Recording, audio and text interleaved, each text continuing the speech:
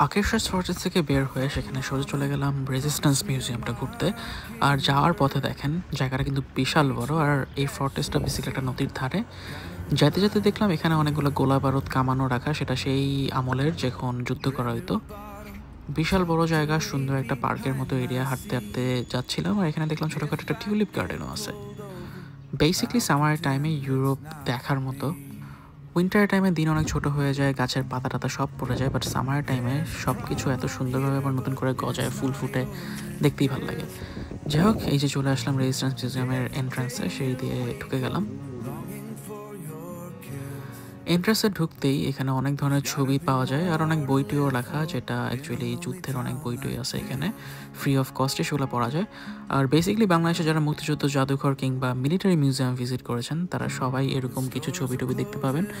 এখানেও ঠিক সেম, সেই যুদ্ধের আমলের অনেক ছবি, ইন্ডিপেন্ডেন্সের অনেক ধরনের ছবি টবি এখানে টাঙানো। এগুলো পার করে একটুখানি সামনের দিকে গেলাম, আর সামনে যাওয়ার পরেই অ্যাকচুয়ালি সেই হেরিটেজগুলো দেখা যায়।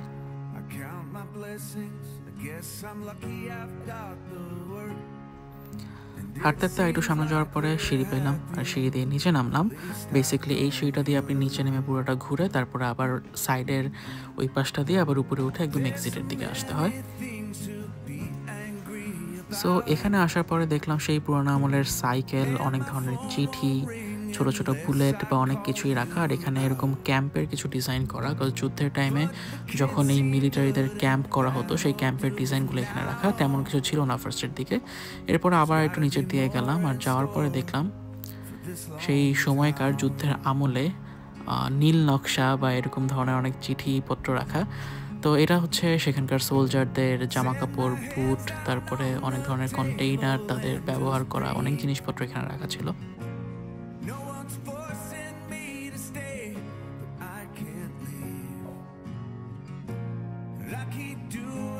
বেসিক্যালি পুরো মিউজিয়ামটা একটা রেজিস্ট্যান্স মিউজিয়াম, মানে এখানে বেসিক্যালি তাদের যেই যুদ্ধের টাইমে ব্যবহার করা জিনিসপাতি, ছাতা, বুলেট, গান, তারপর অনেক ধরনের বটলস, এগুলো সব কিছু এখানে সংরক্ষণ করে রাখা।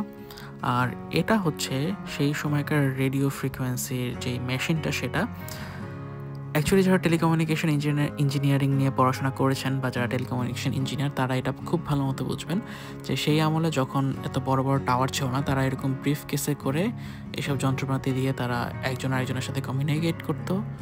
একটা সার্টেন ডিস্টেন্সের মধ্যে যদি তারা থাকতে পারতো তাহলে তারা তাদের সাথে কমিউনিকেট করতে পারতো। অলসো এই ছোটো ছোটো ব্রিফ কেসের মধ্যে যে রেডিও ফ্রিকোয়েন্সি যন্ত্রগুলো আছে, তারা কিন্তু তাদের মধ্যে কিছু লোক ছিল যারা হচ্ছে এগুলা এক জায়গা থেকে আরেক জায়গাতে পাচার করতো, তাদের যাতে করে এক ডিস্টেন্স থেকে আরেক ডিস্টেন্সে তারা ভালো মতো কথা বলতে পারে। সেই সময়কার সোলজারদের কিছু জামা কাপড়, বেল্ট, এগুলোও সব রাখা ছিল। সাথে ক্যাম্পে যখন সোলজাররা থাকতো তাদের ব্যবহৃত অনেক কিছু এখানে রাখা, যেরকম এটা হচ্ছে একটা প্রিন্টার মেশিনের ইঙ্ক বটল, তারপরে গান, আর এগুলো হচ্ছে তাদের ব্যবহৃত অনেক ধরনের জিনিসপত্র, পাউডার টাউডার, হাবিজাবি অনেক কিছুই রাখা আছে। আর এগুলো হচ্ছে তাদের সেই পুরোনো আমলের ড্রেস, জুতা, তারপর ব্যাগ। দেখতেই কতটা এলিগেন্ট লাগতেছে। আই থিঙ্ক সেই পুরোনো আমলের ফ্যাশনগুলো এখনকার যুগে আবার ফেরত চলে আসছে। প্রত্যেকটা জায়গাতে এরকম ছোটোখাটো করে এরকম ক্যাম্পের ডিজাইন দেওয়া।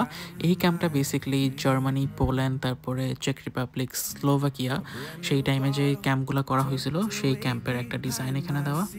আর এটা হচ্ছে একটা যুদ্ধের টাইমে পাওয়া কন্টেইনারটা অ্যাকচুয়ালি কী কাজে ব্যবহার হয়েছে সেটা এখানে লেখা নেই, জাস্ট লেখা আছে এরকম কিছু। আর সেই টাইমকার আইডেন্টিফিকেশনের বা আইডি কার্ডের যে ছবি এরকম একটা দেওয়া আছে, সাথে অনেক ধরনের চিঠিপত্র বা বই টইয়ের কিছু পৃষ্ঠাও এখানে লাগানো আছে। এগুলো সবই নরওয়েজিয়ান ভাষায় লেখা, কিছুই বোঝা যায় না।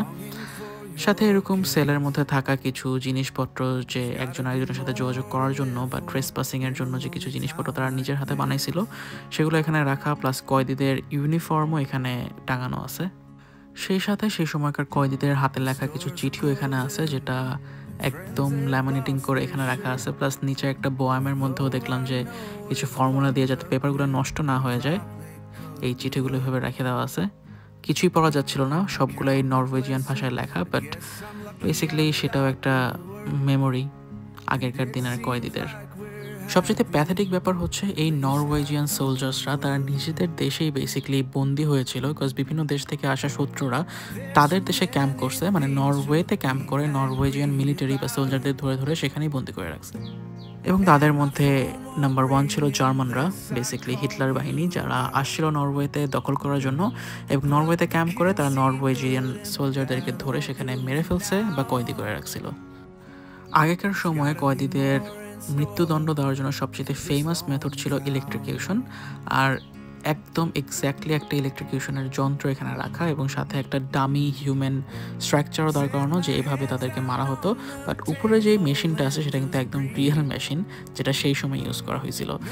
সাথে সেই সময় জার্মান কিছু সোলজার্সরা নরওয়েজিয়ান কয়েদিদেরকে একটু একটু হেল্প করছিল, আমি জানি না কেন, বাট তারা হেল্প করছিল to get out from the jail. এবং সেই সময় জার্মান সোলজাররা কিছু অবজেক্ট তারা নিজেদের হাতে বানাইছিল, যাতে করে তারা একটা থ্যাংক ইউ গিফট হিসেবে সেই সব জার্মান সোলজার্সদেরকে এগুলো তারা দিত।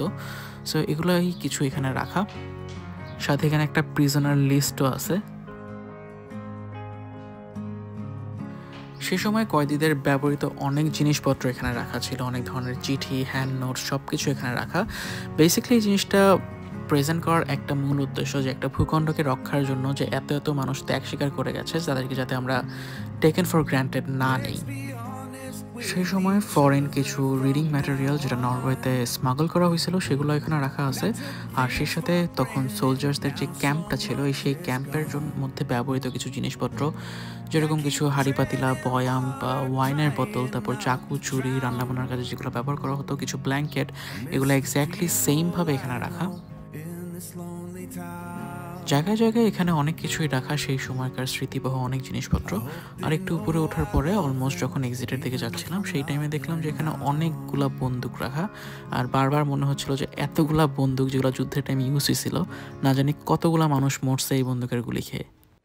বন্দুক টন্দুক দেখে হাঁটতে হাঁটতে যখন এক্সিটের দিকে যাচ্ছিলাম তখন দেখলাম যে একটা শোকেসের ভিতরে কিছু কনফিডেন্সিয়াল জিনিসপত্র রাখা, সেই টাইমকার মানে নকশা বা কিছু রিটেন ডকুমেন্ট এখানে রাখা আছে, যেগুলো এখনও কনফিডেন্সিয়াল। আর সেই সাথে এই বটলের মধ্যে দেখলাম যে ডিউট্রিয়াম, যেটা 1944 থেকে এই বটলের ভিতরে আছে এবং সেম ওয়েতে এখনও এখানে প্রিজার্ভ করা। বেসিক্যালি ডিউটেরিয়াম অক্সাইড সেই সময় ইউজ করা হতো নিউক্লিয়ার টেকনোলজির জন্য। ঘোরাঘুরি করতে করতে বের হয়ে গেলাম, আর এই ছিল আমার আজকের রেজিস্ট্যান্স মিউজিয়ামের ভিডিও। এরপরে যাবো আর্মি মিউজিয়ামে, সেটা আসবে নেক্সট ভিডিওতে। Thank you for watching, by.